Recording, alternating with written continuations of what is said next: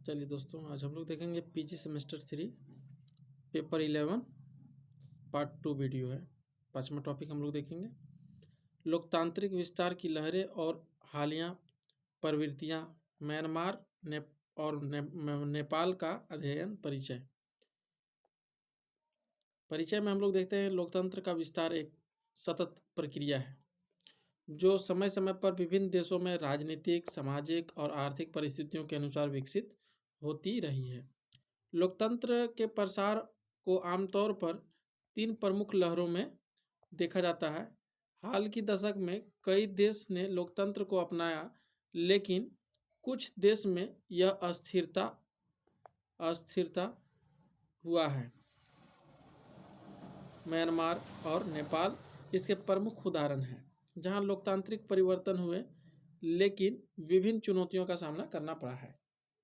क्या हुआ हम लोग देखते हैं। लोकतांत्रिक विस्तार की लहरें, वेव्स ऑफ डेमोक्रेटिक एक्सपेंशन। राजनीतिक वैज्ञानिक सैमुअल हिंगटन ने लोकतंत्र के प्रसार को 3 प्रमुख लहरों में विभाजित किया। प्रथम लहर 1828 से लेकर 1926 तक अमेरिका, ब्रिटेन और फ्रांस जैसे देशों ने लोकतंत्र का विकास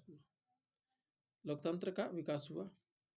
प्रथम विश्व युद्ध कब हुआ था? तो 1914 से लेकर 1918 तक।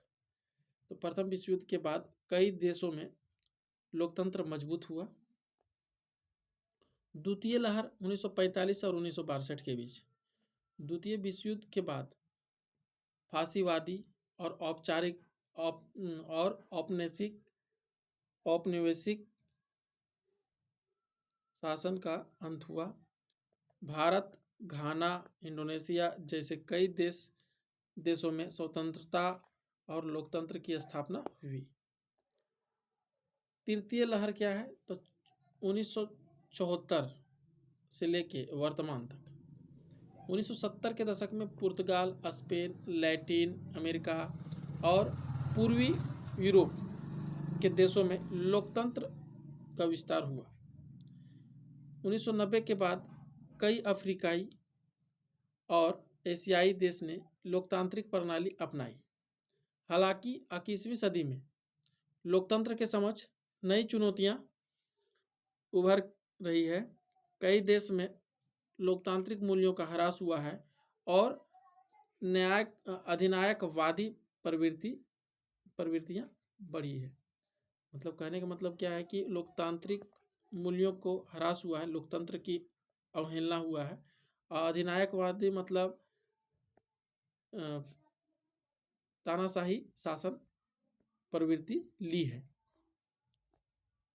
म्यांमार में अब हम लोग देखते हैं म्यांमार लोकतंत्र से सैन्य तानाशाही की ओर।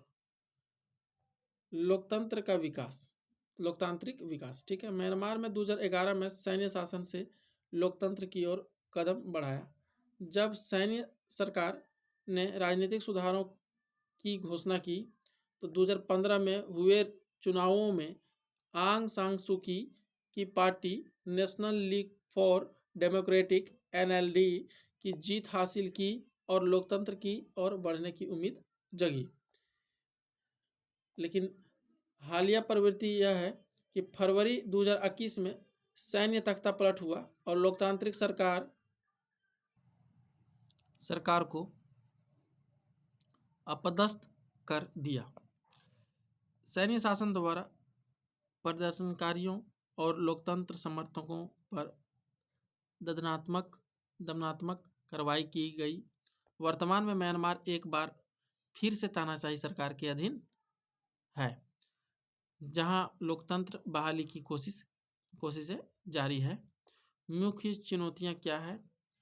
तो सैन्य शासन का प्रभुत्व, क्योंकि आंग सान सू की को जब वहाँ पे तख्तापलट कर दिया गया तो सेना का शासन लोकतांत्रिक संस्थानों को कमज़ोर करती है। वही है, सेना लोकतांत्रिक संस्थाओं को कमज़ोर कर रही है। मानवाधिकारों का उल्लंघन, लोकतंत्र में समर्थकों का दमन और प्रेस की स्वतंत्रता पर प्रतिबंध लगाया गया है। मीडिया का आर्थिक और राजनीतिक अस्थिरता देखने को मिलता है। प्रतिबंधों और हिंसा के कारण विकास बाधित हो जाता है। नेपाल में अब हम लोग देखते हैं नेपाल कैसा है। तो राजशाही, वहाँ राजतंत्र जैसे राजा, तो राजशाही से लोकतंत्र की ओर किस प्रकार से विकास हुआ है उसके बारे में हम लोग देखेंगे। तो लोकतांत्रिक विकास, नेपाल का लोकतांत्रिक विकास। नेपाल में 1990 तक राजशाही शासन था, लेकिन जनता के विरोध और संघर्ष के कारण संवैधानिक लोकतंत्र स्थापित हुआ। 1990 तक राजशाही शासन था, हमेशा मेन टॉपिक ये है। और 2006 में जन आंदोलन पीपुल्स मूवमेंट के बाद राजा ज्ञानेंद्र को सत्ता छोड़नी पड़ी और नेपाल संघीय लोकतांत्रिक गणराज्य बना। और 2015 में नेपाल का नया संविधान लागू हुआ, जिसने लोकतांत्रिक प्रक्रिया को मजबूत किया। कब लागू हुआ? 2015 में। हालिया प्रवृत्ति क्या है? तो हालिया प्रवृत्ति, नेपाल में लोकतंत्र की जड़ें मजबूत है, लेकिन राजनीतिक अस्थिरता बनी हुई है। बार बार सरकार का बदलना और गठबंधन सरकार की अनिश्चितता एक बड़ी समस्या है। वहाँ बार बार गठबंधन की सरकार होती रहती है। चीन और भारत के बीच सामरिक प्रतिस्पर्धा के कारण नेपाल की विदेश नीति पर प्रभाव पड़ा। चीन और भारत के बीच की जो सामरिक प्रतिस्पर्धा के कारण नेपाल की विदेश नीति पर प्रभाव पड़ता है। कभी नेपाल चीन की तरफ होता है, कभी भारत की तरफ होता है, तो वहाँ के राजनीतिक में भी थोड़ा सा प्रतिस्पर्धा होती है। मुख्य चुनौतियाँ क्या है नेपाल राजनीतिक में? तो मतलब क्या है कि राजनीतिक अस्थिरता के कारण बार बार सरकारों के गिरना और प्रशासनिक ढांचा कमजोर होना, संघीय ढांचे की जटिलताएं।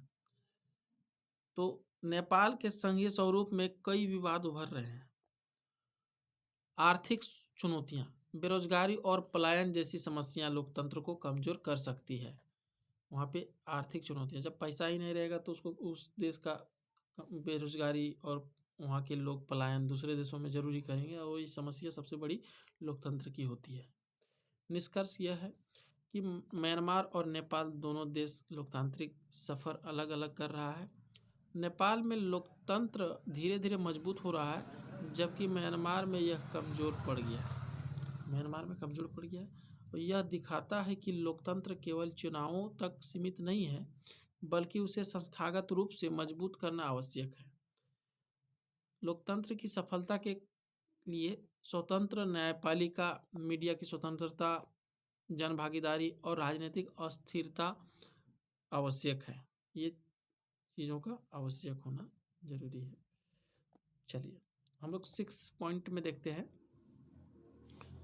छठा टॉपिक, जातीय राजनीतिक और राष्ट्रवाद श्रीलंका का अध्ययन। श्रीलंका में बौद्ध धर्म वहाँ पे राष्ट्रीय धर्म माना गया, क्योंकि बौद्ध बहुल्य राष्ट्र था, इसलिए उसमें LTT लिटे नामक जो था, प्रभाकरण, ये सब मुद्दा है। ये 10th क्लास में दिया हुआ है, सत्ता की साझेदारी में, उसमें देख सकते हैं। तो परिचय हम लोग करते हैं जातीय राजनीतिक और राष्ट्रवाद श्रीलंका का अध्ययन। परिचय क्या है कि जातीय राजनीति, इथनो पॉलिटिक्स और राष्ट्रवाद नेशनलिज्म कई देशों में है, संघर्ष और अस्थिरता का कारण बने हैं। श्रीलंका इसका एक प्रमुख उदाहरण है, जहां सिंहली और तमिल समुदाय के बीच लंबे समय तक जातीय संघर्ष चला। यह संघर्ष न केवल राजनीतिक बल्कि सामाजिक, सांस्कृतिक और आर्थिक रूप से भी गहरा प्रभाव डालता है। श्रीलंका में जातीय संरचना। तो श्रीलंका में जनसंख्या मुख्य रूप से 2 प्रमुख जाति समूहों में बटी हुई है। एक सिंहली जो 75% वहाँ की आबादी है। मुख्यतः धर्म जो है वहाँ पे तो बौद्ध धर्म है को मानने वाले समुदाय जो सत्ता पर हावी हैं। बौद्ध धर्म को जो मानने वाले हैं वही सत्ता पर हावी हैं। श्रीलंकाई तमिल, जो वहाँ श्रीलंका में रहने वाले लोग हैं, वो 11% तमिल बोलने वाले, और ये हिंदू धर्म को मानने वाले हैं, और जो कि आपस में यह गृह युद्ध होगा। ठीक है, पूर्वी क्षेत्रों में केंद्रित है, यह श्रीलंका के पूर्वी क्षेत्रों में केंद्रित है। भारतीय तमिल 4% एवं अन्य मुस्लिम समुदाय के अल्पसंख्यक है वहाँ पे। तो ये सब में जातिवाद भेदभाव, धार्मिक भेदभाव किया गया है, जिसके कारण श्रीलंका में गृह युद्ध हुआ। ब्रिटिश शासन के दौरान लाए गए श्रमिक जो मुख्य रूप से चाय बागानों में कार्यरत है, भारतीय तमिल किस प्रकार से आए थे? तो ब्रिटिश शासन के दौरान, क्योंकि ब्रिटिश के शासन में श्रीलंका को भी कब्जा किया हुआ था, इस पर भी उपनिवेशिक अधिकार था ब्रिटेन का, इसलिए भारत से कुछ व्यापारी जो थे यही श्रीलंका में पलायन हुए थे। वो तमिल, भारतीय तमिल थे जो 4% थे, बाकी बात 70% इधर। तो आपस में यही होगा, जिसमें से सत्ता से दूर रखा गया था, इन्हें बहुत कम अधिकार दिया गया था, इसलिए गृह युद्ध हुआ वहाँ पे। जातीय राजनीतिक और राष्ट्रवाद का उदय, सिंहली राष्ट्रवाद। सिंहली राष्ट्रवाद क्या है? तो सिंहली एक वहाँ बहुसंख्यक, जिसमें से स्वतंत्रता 1948 के बाद सिंहली नेताओं ने राष्ट्रवादी नीतियां अपनाई। 1956 में सिंहली ओनली नीति लागू की गई, जिससे तमिल में असंतोष बढ़ा। असंतोष मतलब कि क्रांति, आंदोलन, संघर्ष, गृह युद्ध कह सकते हैं, क्योंकि वहाँ पे जितना भी नौकरी चाकरी जितना होता था तो वो सिंहली लोग ही भर सकते हैं वैकेंसी में, और सिंहली लोग का ही रोजगार मिलेगा। तो अन्य लोगों में एक संघर्ष पैदा हुआ, जिससे वह विकाल रूप ले लिया, है ना। सिंहली बौद्ध धर्म राष्ट्रवादी के कारण तमिलों के अधिकार सीमित किए। तमिल भाषा के जो लोग थे 11%, 4% और अन्य मुस्लिम समुदाय अल्पसंख्यक थे, उस पर भी जोर डाला। इन लोगों ने उनका अधिकार को छीना, जबकि लोकतंत्र में सबका भागीदारी होना चाहिए। तमिल राष्ट्रवाद और संघर्ष। तमिलों ने समान अधिकारों की मांग की, लेकिन सरकार ने दमनकारी नीतियां अपनाई और 1983 में लिबरेशन टाइगर्स ऑफ तमिल इलम LTTE इसका लिट्टे ने सशस्त्र संघर्ष शुरू कर दिया। मतलब क्या, हथियार लेके वहाँ पे एक ऐसा संगठन बना श्रीलंका के अंदर 1983 में, जिसका नेतृत्व प्रभाकरन कर रहे थे, और वो तमिल थे, और वो भारत से जस्ट नीचे यहाँ पे एक संगठन बना हुआ है LTTE, जिसको मरवाने के लिए राजीव गांधी से सपोर्ट लेते हैं श्रीलंका के बहुदलीय सरकार, जो सिंहली सरकार है, जिसके कारण राजीव गांधी की भी हत्या कर दी जाती है 1989-90 में लगभग। ठीक है, तो ये है। लिट्टे भी 2009 में मारा जाता है। लिट्टे के जो डायरेक्टर निर्देशक प्रभाकरन रहते हैं। तो 2009 में श्रीलंका सेना ने लिट्टे को हराकर गृह युद्ध समाप्त किया, और अभी क्या स्थिति है उसको हम लोग देखेंगे। प्रभाव और वर्तमान स्थिति। गृह युद्ध 1983 से लेकर 2009 तक चला। हजारों लोग मारे गए और लाखों विस्थापित हुए। कुछ लोग वहाँ से दूसरे जगह पलायन किए। राजनीतिक अस्थिरता रहा, जिसमें जातीय तनाव अभी भी बना हुआ है, हालांकि हिंसा कम हो गई है। मानवाधिकार का हनन हुआ है। युद्ध के दौरान कई अत्याचार हुए हैं, जिन पर अंतर्राष्ट्रीय स्तर पर आलोचना हुई है। आर्थिक प्रभाव क्या है? संघर्ष के कारण विकास बाधित हुआ है, लेकिन अब पुनर्निर्माण प्रयास की जा रही है। निष्कर्ष यह है कि श्रीलंका का जातीय संघर्ष यह दर्शाता है कि जब राजनीतिक और राष्ट्रवाद जातीय आधार पर विभाजित हो जाते हैं तो देश में अस्थिरता बढ़ सकती है। जातीय राजनीति से बचने और समावेशी लोकतंत्र को बढ़ावा देने के लिए समान अधिकार, संस्कृति और समरसता और राजनीतिक भागीदारी आवश्यक है। जिसमें अब हम लोग देखते हैं नेक्स्ट टॉपिक जो होगा। इसीलिए बोलते हैं दोस्तों कि हमारा देश धर्मनिरपेक्ष है, पंथ निरपेक्ष है। वो पंथ निरपेक्ष ही रहना चाहिए। जिस दिन हिंदू राष्ट्र हो जाएगा उस दिन हिंदू, मुसलमान सब एक दूसरे के प्रति बुराई सोचेंगे और इसी प्रकार से गृह युद्ध हो सकता है। तो हम पंथ निरपेक्ष को सपोर्ट करते हैं, हिंदू राष्ट्र को सपोर्ट नहीं करते हैं, ये मेरा मानना है, क्योंकि गृह युद्ध फिर से हो सकता है। इसलिए ब्रिक्स क्या है, ब्रिक्स में क्या है, इसकी संरचना, इसकी भूमिका, इसके बारे में हम लोग समझेंगे। सबसे पहले ब्रिक्स में 5 प्रमुख उभरती अर्थव्यवस्थाओं का समूह है, जिसमें ब्राज़ील, रूस, भारत, चीन और दक्षिणी अफ्रीका, इसी से नाम लिया गया है। जैसे बी से ब्राज़ील, आर से रूस, आई से इंडिया, सी से चाइना और एस से साउथ अफ्रीका, ये शामिल है। यह संगठन वैश्विक अर्थव्यवस्था, व्यापार, वित्तीय सहयोग और विकासकारी देशों के हितों को बढ़ावा देने के लिए कार्य करता है। मतलब क्या करता है, वित्तीय मतलब फाइनेंशियल सहयोग करता है और विकासशील देशों के हितों में, जो देश अपने विकास करने का चाह रख रहा है, विकास करने के लिए योग रख रहे हैं, उसको ये सहायता करते हैं। ब्रिक्स की संरचना क्या है, कंपोजिशन ऑफ ब्रिक्स। तो ब्रिक्स की स्थापना 2006 में 4 देशों ने मिलकर किया था, ब्राज़ील, रूस, भारत और चीन। इसके साथ हुई, जबकि 2010 में दक्षिण अफ्रीका इसमें शामिल किया गया। ब्राज़ील प्राकृतिक संसाधनों से समृद्ध देश है। प्राकृतिक संसाधन मतलब नेचुरल सोर्सेस से समृद्ध है और दक्षिण अमेरिका की सबसे बड़ी अर्थव्यवस्था है। दक्षिणी अमेरिका की सबसे बड़ी और क्षेत्रफल की दृष्टि से भी सबसे बड़ी देश है दक्षिणी अमेरिका की, अर्थव्यवस्था से भी सबसे बड़ी है। रूस को हम लोग देखते हैं, तो रूस क्या है, ऊर्जा संसाधन में अग्रणी और वैश्विक भू राजनीतिक में प्रभावशाली देश है। इंडिया तेजी से बढ़ता अर्थव्यवस्था और टेक्नोलॉजी हब है। चीन दुनिया की दूसरी सबसे बड़ी अर्थव्यवस्था और विनिर्माण मैन्युफैक्चरिंग में अग्रणी है।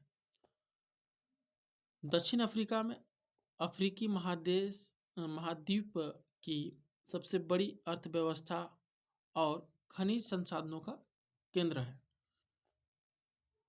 ब्रिक्स की भूमिका क्या है, वैश्विक आर्थिक विकास, इसका मुख्य उद्देश्य है वैश्विक आर्थिक विकास, मतलब वर्ल्ड में इंटरनेशनल लेवल पर किस प्रकार से इकोनॉमी डेवलपमेंट किया जा सके। तो ब्रिक्स देशों की संयुक्त अर्थव्यवस्था दुनिया की जीडीपी का लगभग 25% है। मतलब 5 ही देश मिलकर दुनिया का सबसे बड़ा जो जीडीपी में 25% हिस्सा रखती है, ये सबसे बड़ी सौभाग्य की बात है। यह विकासशील देश की आर्थिक स्थिरता को बढ़ाने में मदद करता है। विकासशील देशों की आर्थिक स्थिरता को बढ़ाने का मदद करती है, जो मतलब जीडीपी को बढ़ाने में मदद करती है। नया विकास bank NDP, new development bank, 2014 में ब्रिक्स देशों ने न्यू डेवलपमेंट बैंक की स्थापना की, जो विकासशील देशों को बुनियादी ढांचा और सतत विकास परियोजनाओं के लिए वित्तीय सहायता प्रदान करती है। मतलब एक बैंक का 5 देश मिलके उस न्यू डेवलपमेंट बैंक का संगठन किया, स्थापना किया, जिससे विकासशील देशों में जो भी बुनियादी ढांचा बनाना है उसको सतत विकास परियोजना के लिए वित्तीय सहायता करेगा, मतलब फाइनेंशियल सपोर्ट करेगा। बहुपक्षीय व्यापार और निवेश, ब्रिक्स सदस्य देशों के बीच व्यापार को बढ़ावा दिया जाता है और अमेरिकी डॉलर पर निर्भरता को कम करने का प्रयास किया जाता है। स्थानीय मुद्राओं में व्यापार की पहल की गई है।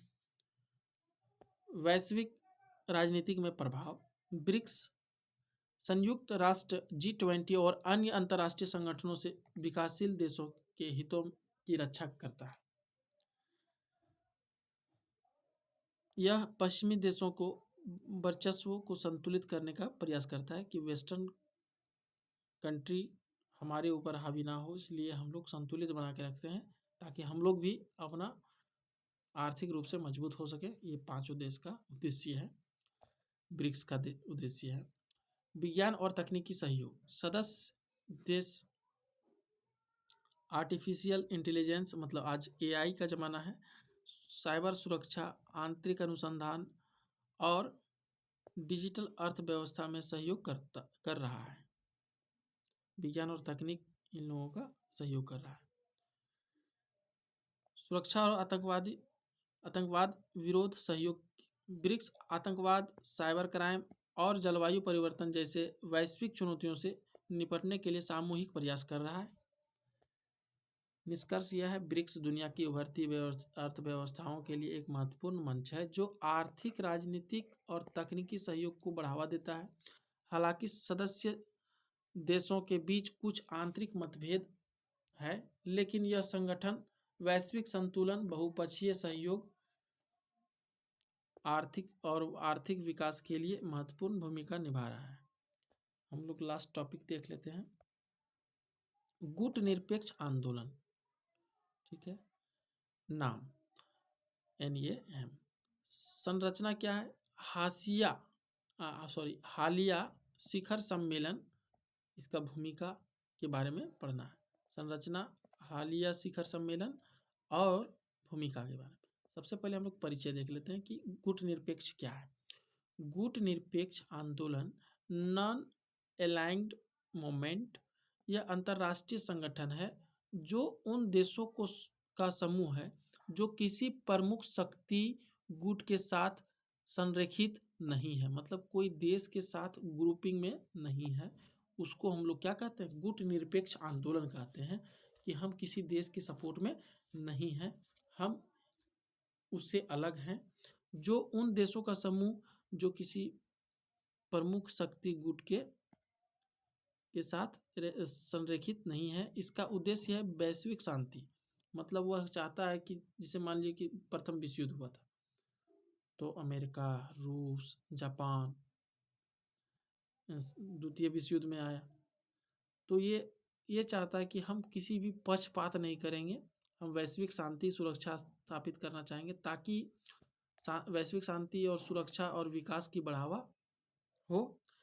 यह विशेषकर विकासशील देशों के हितों की रक्षा करते हैं, जैसे भारत, चीन। चलिए, इसकी संरचना किस प्रकार से बना हुआ है उसके बारे में हम लोग समझेंगे।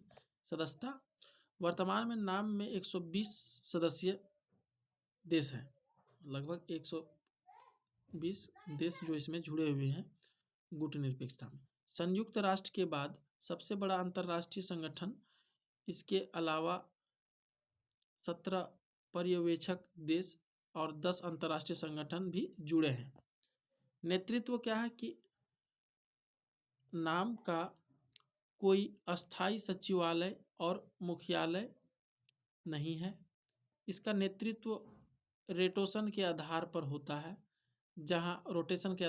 है, जहां प्रत्येक सदस्य देश बारी बारी से अध्यक्षता करता है और अध्यक्षता के आमतौर पर 3 वर्षों के लिए जो शिखर सम्मेलन के दौरान हस्तांतरित होती है। हर एक 3 साल में बैठक होता है इन लोगों का। और हालिया शिखर सम्मेलन क्या है? 18वां शिखर सम्मेलन 2019 अक्टूबर में हुआ था। 2000 अक्टूबर में अजरबैजान की राजधानी बाकू में आयोजित हुआ और इस सम्मेलन का मुख्य उद्देश्य था कि बांधना और सहयोग के माध्यम से अंतर्राष्ट्रीय शांति सुरक्षा को बढ़ावा देना। इसमें सदस्य देशों की वैश्विक चुनौतियों, क्षेत्रीय संघर्षों, आतंकवाद और सतत विकास जैसे मुद्दों पर चर्चा की। कोविड-19 विशेष शिखर सम्मेलन 2020 मई 2020 में कोविड-19 महामारी के संदर्भ में नॉन एलाइनमेंट मूवमेंट ने एक वर्चुअल शिखर सम्मेलन आयोजित किया। इसका उद्देश्य महामारी से निपटने के लिए सदस्य देशों के बीच सहयोग का बढ़ावा देना और वैश्विक प्रक्रियाओं में सुधार करना था। मतलब किस प्रकार से कोविड-19 से हम लोग निकलें और विकास करने का योगदान दें, इसके लिए किया गया था। भूमिका क्या है? वैश्विक शांति और सुरक्षा।